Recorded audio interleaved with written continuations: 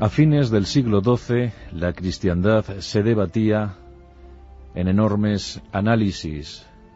Se vivía de forma, pues casi mortecina, asumiendo una decadencia tremenda tras más de 1000 años de historia. Los cristianos se preguntaban el porqué de su existencia y si ese era el camino a seguir.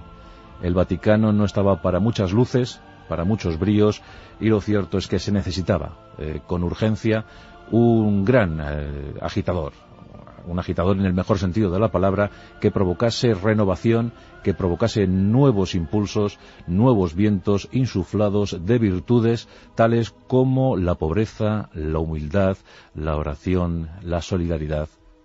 Por fortuna para la Iglesia Católica, esa agitación llegó a principios del siglo XIII en la figura, en la carne, de un italiano, nacido en Asís, su nombre Francesco, aunque fue bautizado como Giovanni Francesco Bernardone, pero pasó a la historia, por supuesto, como Francisco de Asís. Y en él pues caben muchísimas cuestiones fundamentales para ese tiempo del siglo XIII, el siglo XIII considerado como uno de los siglos más violentos que sufrió la humanidad. Pero Francisco de Asís, un hombre sin duda alguna peculiar, pues tiene entre sus méritos, entre sus gestas, entre sus milagros y dones, pues haber sido el iniciador de la tradición belenística. Quiso rememorar el nacimiento de Jesús allá en Belén, y lo hizo en la Navidad de 1223, como luego referiremos.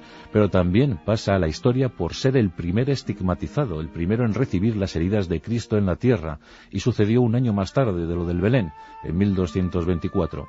Sin duda un hombre cuajado de sensaciones buenas, que yo creo que conviene reivindicar, pues si en verdad tuviésemos muchos como él, esto sería sin duda diferente. Francisco vino al mundo hacia 1182. No nos ponemos de acuerdo a la hora de establecer una fecha exacta. Unos dicen 1181, otros aventuran 1183, pero se nos antoja más adecuado decir 1182.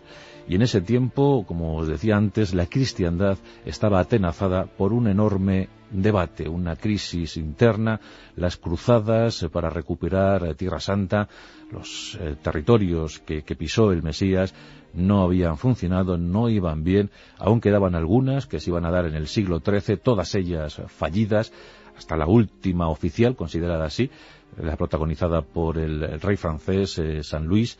Bueno, pues de las 8 cruzadas ninguna dio sus frutos, y Francisco vino al mundo justo en ese tiempo de guerra, de conjuras, de vendetas, un tiempo donde la espada se desenvainaba pues a favor de la cruz, y en el otro lado a favor de la media luna, algo terrible que causó miles de muertos, la religión siempre como causante de esta extenuante mortandad. Cuando Francisco llega al mundo, la Iglesia está sometida a una durísima presión. El Vaticano estaba instalado en la molicie y desde luego no había motivos para el optimismo. Francisco fue bautizado como Giovanni Francesco Bernardone y fue bautizado en su ciudad natal, en Asís, en la región de Umbría. Sus padres pertenecían a la cómoda burguesía, tenían muchos negocios, entre ellos pues el comercio de prendas textiles con Francia, y precisamente fue en uno de los viajes del progenitor Pedro Bernardone a este país, al país galo, cuando nació Francisco, que como ya os digo se llamó en principio Giovanni, pero todos empezaron a llamarle, por motivo de este viaje de su padre a Francia, llamaron el francés Francesco, il Francesco, y por eso se quedó con el nombre de Francesco para la eternidad. Sobre su madre Pica sabemos muy poco, tan solo que procuró amor a su vástago y el suficiente amor como para inculcarle valores muy dignos, aunque Francesco en principio se dio pues a lo que su familia acomodada le procuraba, y esto es el dinero, la extravagancia, la buena vida, pues un mozalbete de la clase media alta que disfrutó muy bien de esa infancia y juventud a costa del dinero de los padres.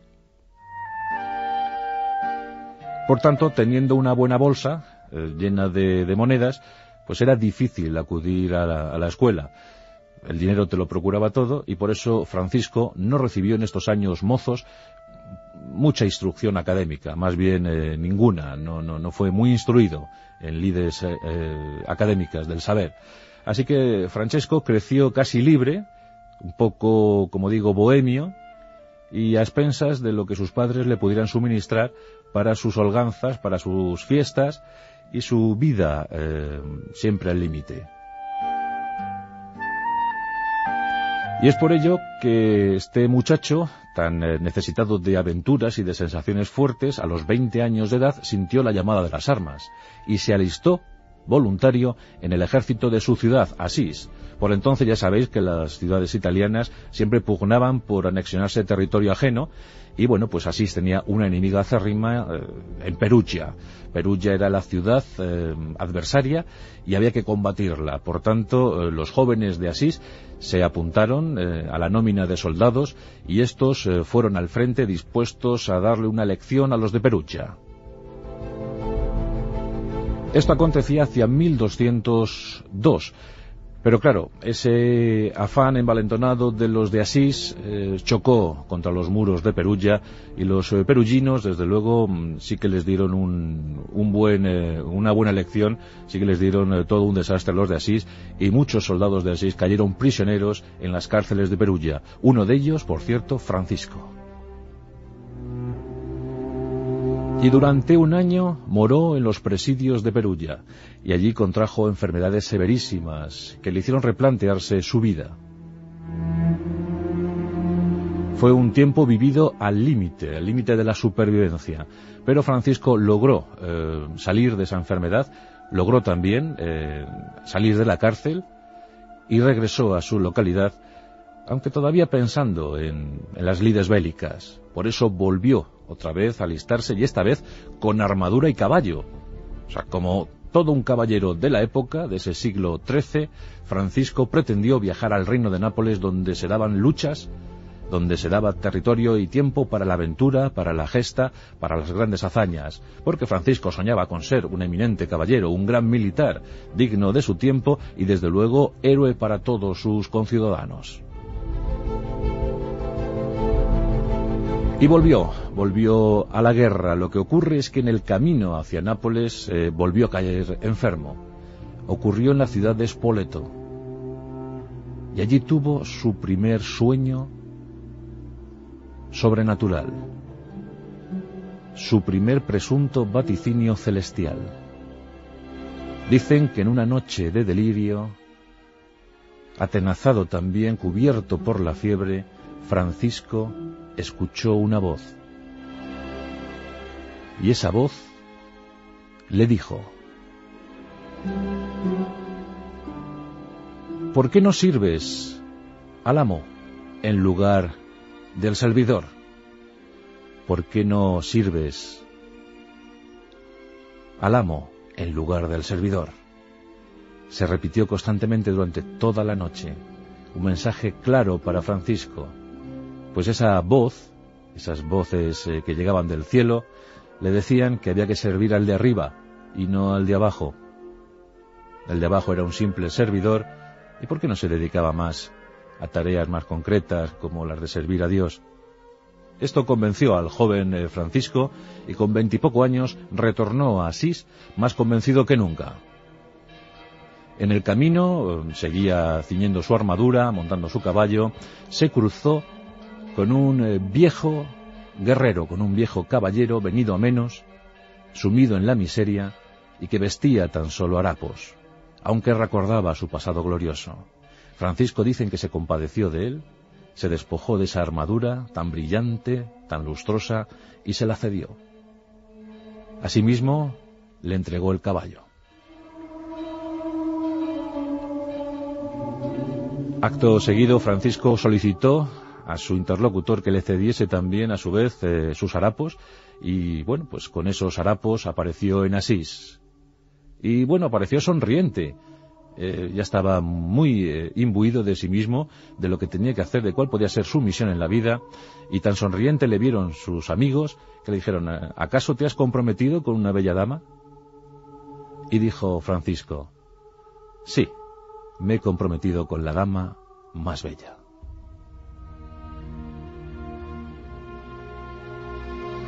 Esos años fueron complicados para la familia Bernardone porque Pedro, el cabeza de familia, comprobó cómo su primogénito, como su vástago, pues sí, seguía cometiendo estragos en la bolsa económica familiar, pero ya no para fiestas, ya no para disturbios, ya no para alaracas, sino para limosna, para cederlo a los menesterosos, a los necesitados, a los leprosos que deambulaban por las calles de la ciudad.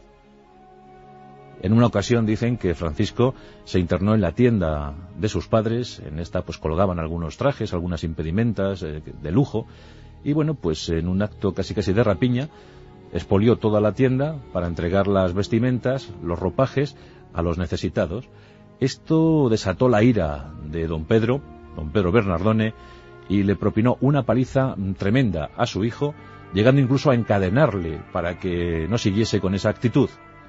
Pero Francisco ya estaba determinado a su camino de santidad y consiguió al fin zafarse de los grilletes y siguió repartiendo todo lo que tenía con los más necesitados. Finalmente el padre, en un acto de ira, de enojo, desheredó a Francisco. Le dejó al margen de cualquier tipo de herencia familiar para disgusto de todos, incluida la madre Pica. En otra ocasión, Francisco de Asís oraba en una derruida iglesia, la de San Damián, y fue cuando, de nuevo, las voces celestiales se manifestaron. Ante él se encontraba el crucificado, y de su boca, de la boca de esa imagen, salió una frase: Francisco, reconstruye mi iglesia. ¿No ves que está derruida?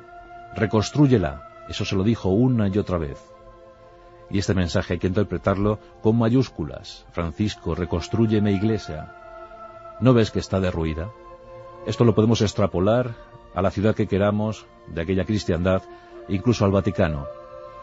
Y Francisco se puso manos a la obra, empezando por la propia iglesia de San Damián. Y fue él solo, con ladrillo, con una piqueta, con un poquito de argamasa, él solo. Todas las horas del día eran destinadas a la reconstrucción de San Damián, y después, cuando hubo concluido esta tarea, pues se entregó a la reconstrucción de otra, la de San Pedro, y finalmente una pequeña capilla a las afueras de Asís, una capilla llamada de la Porciúncula. Y esta fue la elegida por Francisco para instalarse. Ya su familia no quería saber nada de él, y bueno, pues eligió la vida de eremita, la vida aislada, la vida en oración, más pobre que nunca, con esos andrajos que le cubrían. Entregó los momentos, los minutos de toda su existencia a la oración, a la pobreza, a la humildad y sobre todo a la dedicación exclusiva a los que más lo necesitaban. En otro capítulo de su vida, de esta vida inicial, esta vida religiosa inicial, se encontró con un leproso y de primeras este enfermo le causó un poco de repugnancia. Entonces los leprosos, como ya os podéis figurar, no estaban bien vistos, eran lo más bajo de la sociedad, siempre a expensas de cualquier limosna que les pudiesen dar, y eso les permitiese a su vez pues aguantar un día más, una hora más. Francisco, después de mirar durante unos minutos a ese leproso, claramente marcado por la enfermedad, por los estragos, pues decidió arroparle, besarle e ir junto a él durante un tiempo. Las acciones de Francisco, como es obvio, comenzaron a circular por Asís, y aquella capilla de la Porciúncula empezó a ser muy conocida entre los conciudadanos de Francisco. Y primero uno, luego otro, más tarde otro, y otro, y otro, hasta 11 ciudadanos de Asís se sumaron a la propuesta de Francisco, y de esa forma nació la primera comunidad de franciscanos. Eran tan solo 12, pero convencidos sobre las normas dictadas por el fundador de esa orden que a él le gustaba llamar de frailes menores. No consentían en aceptar una limosna, tan solo alimento para sobrevivir, entregados a la oración, a la solidaridad, a la tolerancia. Aquellos primigenios originales franciscanos dieron mucho que hablar, primero por la región de Umbría y más tarde por las zonas limítrofes. Sobre Francisco se han contado muchísimas cosas. Por ejemplo, una de ellas es que tenía la virtud, la facultad de poder conversar con los animales. Era, desde luego, el hombre que susurraba a sus hermanos animales. Están documentadas pues muchas supuestas conversaciones, parlamentos con animales. A él le gustaba, como ya os digo, llamarles hermanos, pues con sus hermanos gorriones, con los hermanos jilgueros, con las hermanas golondrinas, con los conejos. Incluso tiene una historia en la que él y un lobo fueron absolutos protagonistas. Nos encontramos en la localidad de Gubbio. Allí los habitantes tenían que salir armados a los alrededores de la villa porque un lobo feroz, un tremendo lobo, merodeaba pues masacrando el ganado, incluso asesinando a los habitantes de Gubbia. En eso Francisco llegó en uno de sus peregrinajes y le explicaron la situación. El futuro santo decidió enfrentarse por sí solo al lobo, al terrible can salvaje. Y dicen que cerca de Gubbia se toparon los dos, frente a frente, y se miraron durante minutos. Una mirada que debió ser digna de ser fotografiada para el mejor premio Pulitzer. En un momento dado, Francisco de Asís, interpeló a su hermano salvaje, a su hermano de la naturaleza, y le dijo que por qué ocasionaba tanto mal en Gubbia.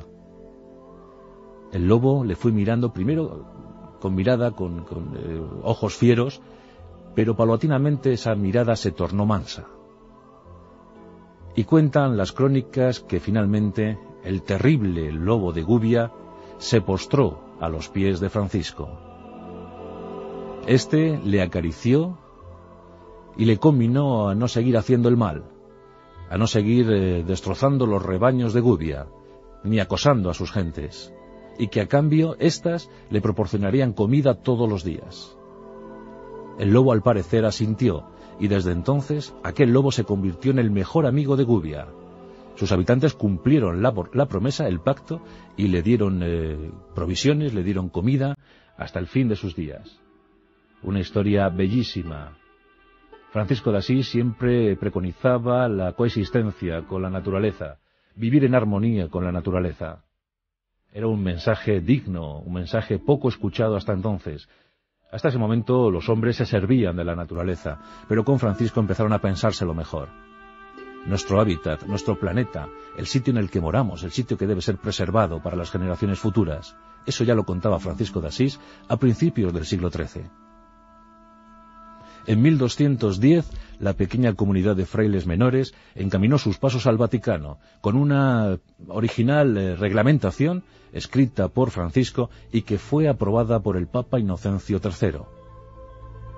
De ese modo, en ese año, 1210, nacía la Orden Franciscana. Y fueron muchos los que acudieron a las prédicas de Francisco de Asís. Se decía que obraba milagros, y sobre todo estos prodigios se concretaban en la carne de los más necesitados, de los menesterosos. Dicen que Francisco de Asís podía curar. Predicaba el Evangelio, pero sobre todo a lo que instigaba, a lo que animaba a todos los que se acercaban a escucharle, era a retomar el mensaje verdadero de Jesús de Nazaret, volver a los orígenes de la Iglesia, a los orígenes del cristianismo. Y como os digo, muchos siguieron su estela, su camino. Los franciscanos comenzaron a ser muy numerosos. Hombres y mujeres, porque aquí hay que comentar que una joven monja de Asís llamada Clara también se acercó a Francisco y se interesó por formar parte de la comunidad.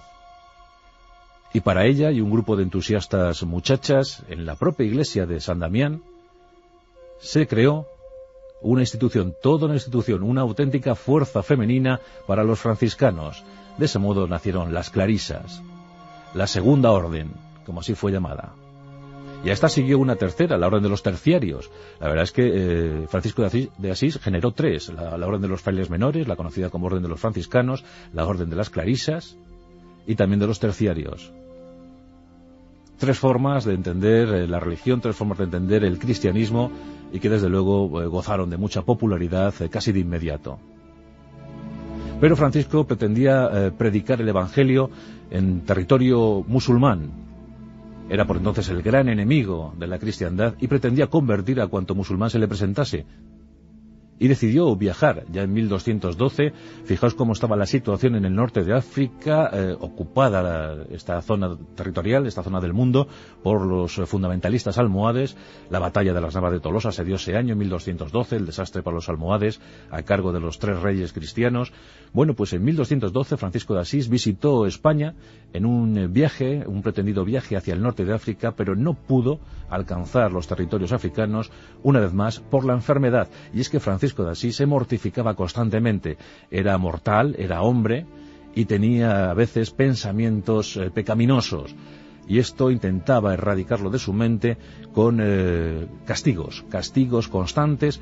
Dicen que, bueno, pues muchas veces se lanzaba sobre la nieve desnudo para evitar esos pensamientos, y cuando esto no funcionaba, pues directamente se lanzaba sobre las zarzas, sobre las púas de los rosales, en fin, que sometía a su cuerpo a múltiples tormentos. Y a esto hay que sumar los ayunos constantes, la falta de una buena y adecuada nutrición. Francisco fue un hombre siempre sumido en la enfermedad, lo pasó realmente mal, fue un momento difícil, pero fue su vida, fue lo que él decidió, lo que él eligió.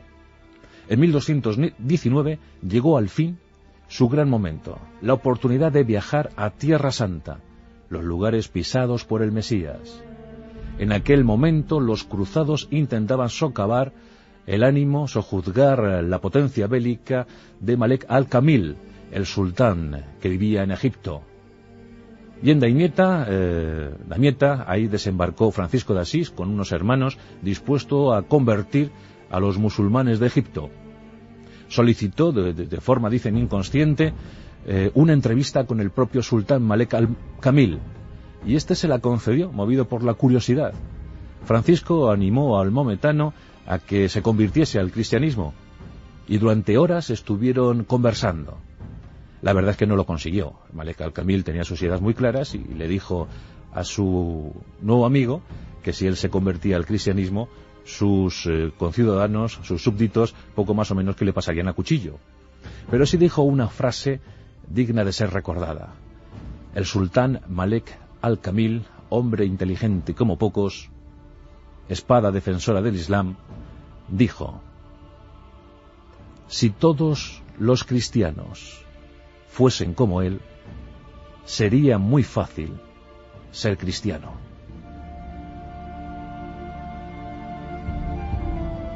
En aquellos meses, Francisco de Asís deambuló por Tierra Santa y pudo al fin culminar su sueño de visitar Nazaret, Belén, Jerusalén. Allí recibió la triste noticia de esos 5 primeros hermanos franciscanos que habían sido sometidos a martirio y muerte en Marruecos, en el actual Marruecos, y ofició una misa.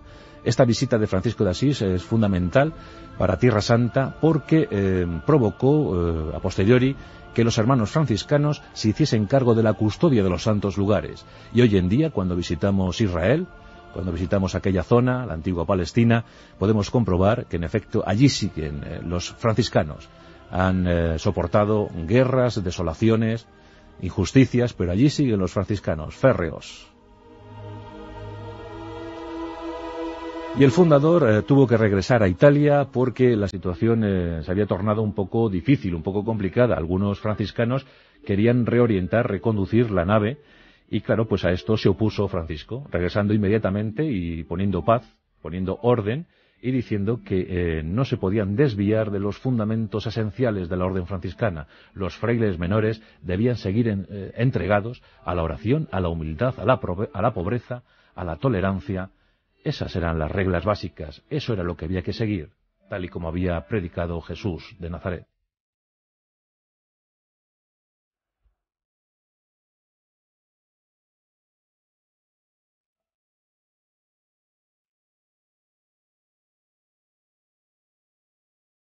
Nos encontramos en la Navidad de 1223, en Grecegio, en Italia. Allí se encontraba Francisco de Asís en permanente oración y ayuno, y en esa Navidad Francisco quiso conmemorar el nacimiento, la natividad de nuestro Señor. Y a tal efecto hizo unas figurillas que representaban la Sagrada Familia, escoltada por el asno y por el buey. Fue el primer portal, el primer Belén de la historia, en Gresegio, en la Navidad de 1223. Por eso Francisco de Asís está considerado como el iniciador de la tradición belenística, que luego supieron aprender muy bien no solo sus coetáneos, sino después en Nápoles, donde se creó una auténtica escuela que luego pasó a España en tiempos del rey Carlos III. Un año más tarde ocurrió uno de los sucesos más enigmáticos en la vida de Francisco de Asís. En plena oración, en pleno ayuno, como siempre, tuvo un éxtasis. Ya decían de él que había levitado, que flotaba, que se elevaba sobre sí mismo, que obraba milagros, prodigios, pero jamás se había oído hablar de lo que le ocurrió en 1224 a Francisco de Asís. En un momento de concentración absoluta, mientras rezaba al cielo, recibió unas heridas terribles que le provocaron convulsiones. Fue algo como jamás se había visto. Y es que afloraron heridas en sus manos, en sus pies y en su costado. Eran los primeros estigmas, las primeras heridas de Cristo que se reflejaban en un humano en la tierra. Ocurrió en 1224, por eso también Francisco de Asís está considerado como el primer estigmatizado de la historia. Estas heridas, estas terribles llagas, procuró ocultarlas siempre y le ocasionaron unos dolores insoportables. Lo pasó francamente mal. Ya para entonces su cuerpo estaba muy deteriorado. 2 años más tarde, el 3 de octubre de 1226, cuando tenía 44 años de edad, Francisco, tras haber soportado una durísima agonía, fallecía. Le lloraron muchísimo y fue difícil encontrar a alguien que supliese su liderazgo. Esa bondad irradiada por él, esa solidaridad hacia los demás, esa forma nueva de entender el cristianismo, caló hondo en miles de corazones, millones de corazones. Y desde luego, por eso yo creo que debe ser considerado el mayor agitador religioso del siglo XIII. Gracias a él y a actuaciones de gentes como él, la Iglesia Católica pudo sobrevivir. Eso es así. Gracias a Francisco de Asís y a otros que siguieron su ejemplo. Por eso no es de extrañar que tan solo 2 años más tarde fuese ya canonizado el nuevo santo, San Francisco de Asís. En 1980, el Papa Juan Pablo II le proclamaba patrono de los ecologistas. Yo creo que allá donde estuviese, seguramente en el cielo, Francisco, el bueno de Francisco, sonrió. Un hombre que nunca quiso ser sacerdote, rechazó el sacerdocio y tan solo aceptó ser diácono. Un hombre humilde hasta más no poder, un hombre que fue un digno ejemplo de buena persona. Al margen de su religión, desde luego, fue un digno ejemplo de buena persona. San Francisco de Asís, el hombre que susurraba a sus hermanos animales. El hombre que, desde luego, en el siglo XIII montó el Belén.